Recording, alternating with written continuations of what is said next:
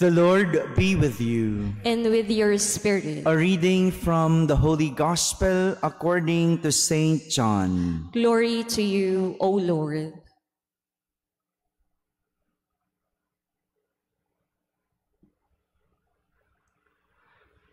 Some in the crowds who heard these words of Jesus said, "This is truly the prophet."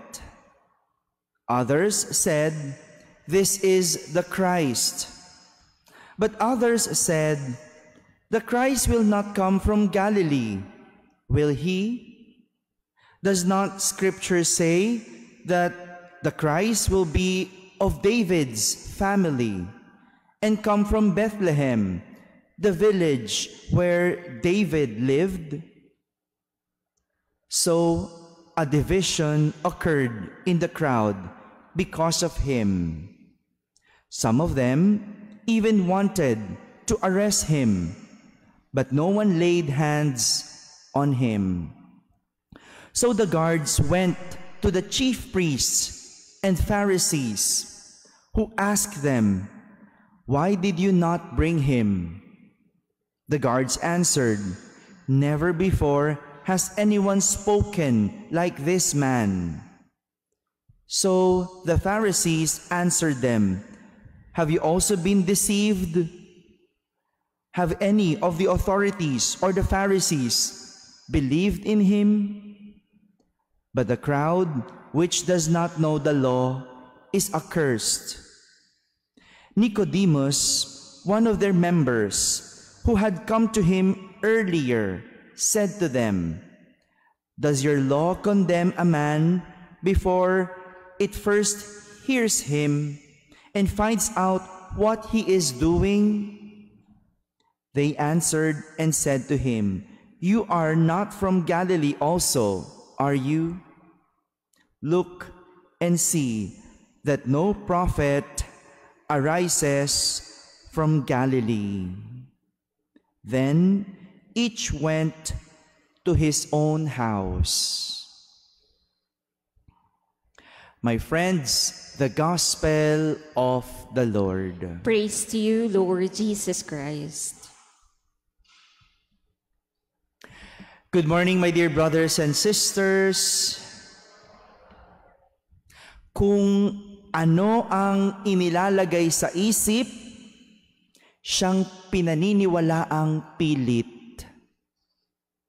Kung ano ang nilalagay sa isip, siyang pinaniniwalaang pilit. Ito po yung gustong ituro at ipabatid ng ating mga pagbasa sa araw na ito.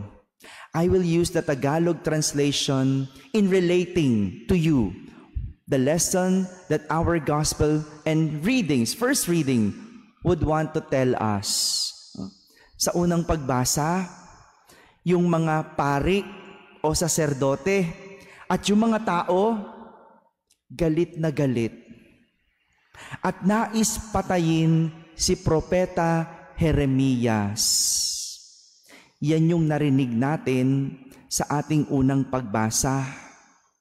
Dahil pinangangaralan sila ni Propeta Jeremias sa kanilang masasamang ginagawa. Pinagsasabihan sila na magbago at magbalik loob sa Diyos dahil sumasamba sila sa mga Diyos-Diyosan. Masama ba yun? Masama bang nangangaral ka lang? Masama bang sabihin na magbago ka na? Masama bang sabihin na magdasal ka sa Diyos at hindi sa ibang Diyos? Ngunit hindi nila pinakinggan. Hindi na nila pinaniwalaan si Propeta Jeremias dahil para sa kanila, siya ay isang bulaang propeta.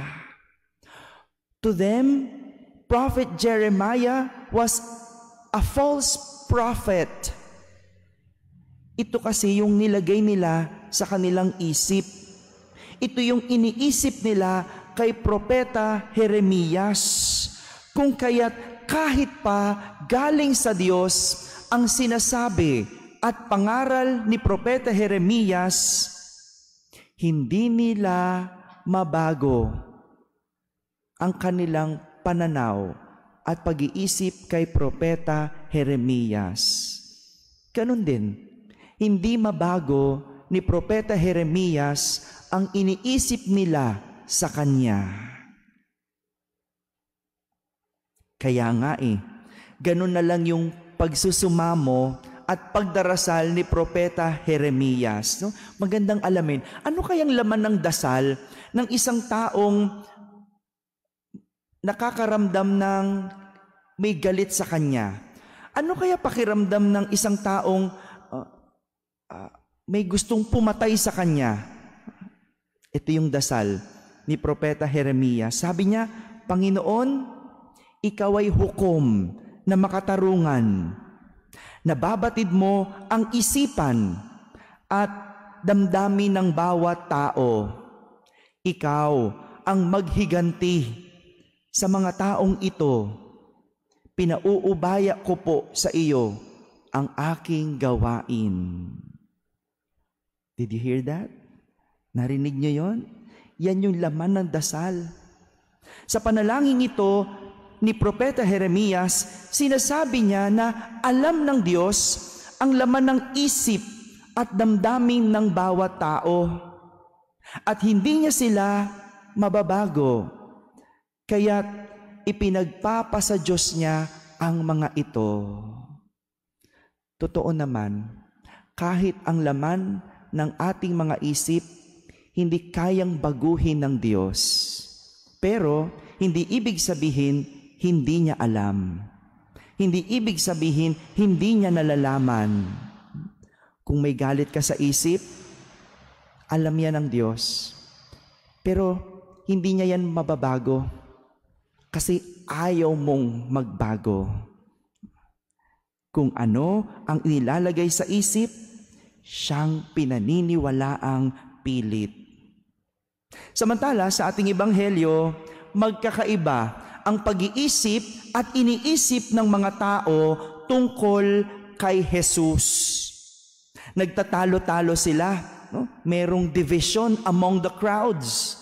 Hati ang mga tao. No? Sapagkat iba-iba ang kanilang pananaw at iniisip kay Jesus. Nagtatalo-talo. Yung sa ibang nakarinig kay Jesus, iniisip nilang siya ang Mesiyas. Kasi yung mga naririnig nilang pangaral kay Jesus, katulad ng sa Mesiyas. Ngunit iba naman yung iniisip ng iba. May pagdududa.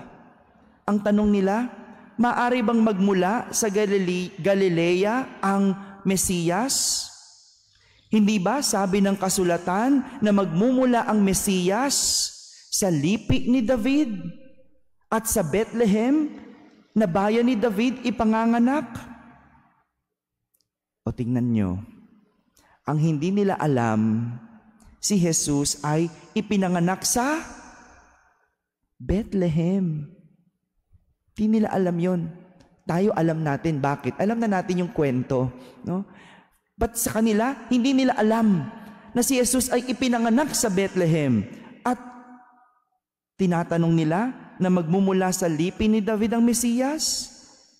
Ang kanyang ama na si Jose ay mula sa lipi ni Haring David. Hindi nila alam yon. Wala sa isip nila yon. Pero ang mga Pariseo, kumbinsido na si Jesus, hindi siya ang Mesiyas. Mabuti na lang, nandoon si Nicodemo. Nandoon si Nicodemo noong tagpong iyon. Si Nicodemo, nakilala na ni Jesus bago pa nangyari ang tagpong iyon. Kaya nga, ang depensa ni Nicodemo para kay Jesus, sabi niya sa mga tao, labag sa ating kautusan na hatulan ang isang tao na di muna nililitis at inaalam kung ano ang kanyang ginawa. Nililitis. Sadya naman na hindi makakahatol ayon lamang sa kung ano ang iniisip ng isang tao. Kaya nga, hindi mo pwedeng sabihing masungit dahil hindi ka lang pinansin o hindi lang umiimik. Baka naman may pinagdadaanan. Baka naman hindi ka lang napansin. Kaya maling sabihing istrikto ang isang taong nangangaral, baka naman nagmamalasakit lang. Nagtuturo lang kasi may mali kang ginagawa. At hindi rin natin pwedeng paratangan na madamot ang isang tao dahil hindi ka napagbigyan o hindi ka binigyan. Baka naman nadala na sa'yo. Paulit-ulit ka na lang. Sabi mo, mangungutang. Tapos, hindi mo binabayaran. Pero, shopping ka naman ng shopping. Post ka ng post sa Facebook o sa mga social media. Kain ka ng kain sa labas, pero may utang.